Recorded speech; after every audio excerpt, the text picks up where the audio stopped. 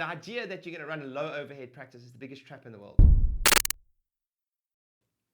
So here's what everyone does, is they will work as an associate. They may work somewhere else, or they may open up a small gig. Now, and then what happens is they start making quite good money on the small gig because it's their own little business, right? And they got no overhead, clean. So let's go through the game. They've got no receptionist. They got no rental most of the time because it's off the side of their house. They may have that, but tiny amounts of that. They have got very little marketing costs, etc., because it's small right now and it's a handful of visits a week, but it's 100% profit on those. So what happens is the side gig quickly starts to match like the visits over here, or at least like close to it. You know, half you may be earning X amount here, which is like half of what you're earning here, and they think that the translation is, well, if I give up that, then and I keep my overheads low, then I'm going to earn way more there. That is the biggest lie in the world, because first of all, I always say this: what they call a lifestyle business, solopreneur, or a low overhead practice is nothing but prison. Is nothing but prison. So if you want a business, which is a profit-making enterprise that works without you, you're going to have. Do you know anyone that has changed the world who hasn't got a team? I don't. Or people around them. People who made massive impact, served massively. You have to have a team, which means you have to serve big to be able to afford that team. So the idea of keeping your numbers small, overhead small, so margin goes, so profits high, is the biggest lie in the world. It'll eat at your soul, because who's going to be answering the telephone? Who's going to be booking people into the diary? And did you really study for 6 years to be the person booking everyone in the diary, answering the phone 24/7, dealing with scheduling challenges, dealing with every single piece of paperwork, dealing with every single payroll, dealing with every single land? No way you did that. So when you develop a skill set, develop a team, then you actually start to have a different business. But it ain't low overhead.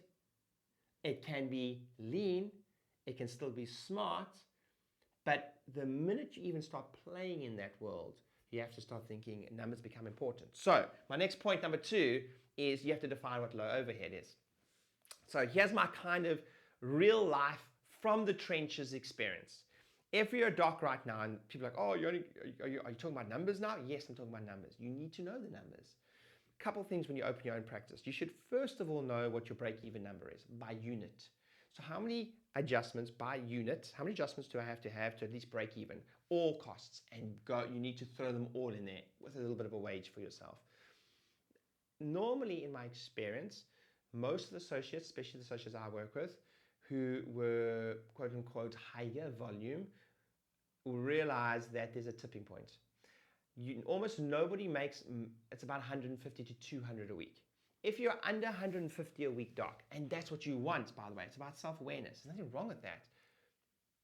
In most of the cases I have witnessed, depending on where you practice in the world and the deals you've got, etc., you're going to make more money as an associate if you're under that. The extreme tipping point, if you're doing it for money for a certain period of your life, there comes a tipping point of between 150 to 200 a week.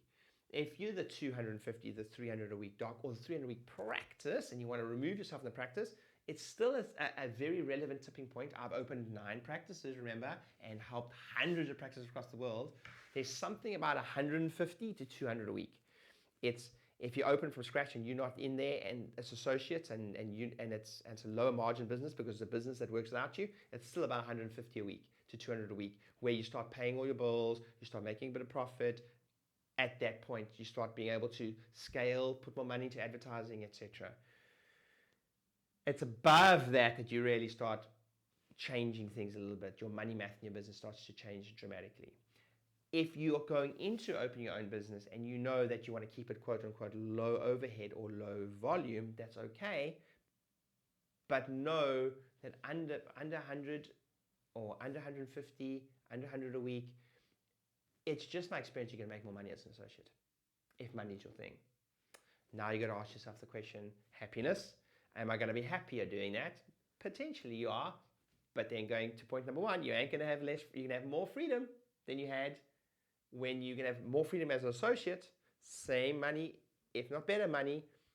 So don't do it then. If you want low overhead, don't do it for freedom, because it's not. It's just not freedom. So I hope that makes sense. I wanted to address the misnomer of low overhead practices, and there's a tipping point though. So I'm going to open more money, but Ryan, then I'm not getting a percentage. I'm getting 100%. No, you're not. You're not getting 100%. You're getting very little. Most businesses run on very low profit margins, and chiropractic is unique in that we have high profit margins. But if you remove yourself from the business, you go right back to like a normal business. 15% profit margin, 20% profit margin, even 30% profit margin is high. If you're the practice owner, then your margins are very high. Completely different podcast. But the first one is freedom. I wanted to ask you about the definition of freedom. 2 is low overhead versus a trap. Number 3 is holidays. So here's the thing. I also hear this. I want to open my own practice because I'm going to get more holidays. Listen, you're never going to get as many holidays as you got when you're an associate that are actually free, because you only have to replace yourself as the adjustment. You don't have someone to run the business. And that's why I say, from that as a short point, is you will always have to deal with some element of minutiae if you're on holiday and you own your own business. That is not the case necessarily. It certainly wasn't for me when I was an associate. So that's a different type of holiday. If you have the skill set to grow a business, even then you've got to deal with a certain level of minutiae. I mean, I was away for 3 months. I still had to deal with some stuff. Even though I'm like the most exclusive holidays and the most amazing places on the planet, I still have to deal with a little bit, but it's worth it because I make a ton of money. I serve a lot of people, and I'm living my dream. I love what I do. So, but there's a little bit of compromise. But then you got to put up with that. If you want the holiday where you off, don't open a business. Don't open a business.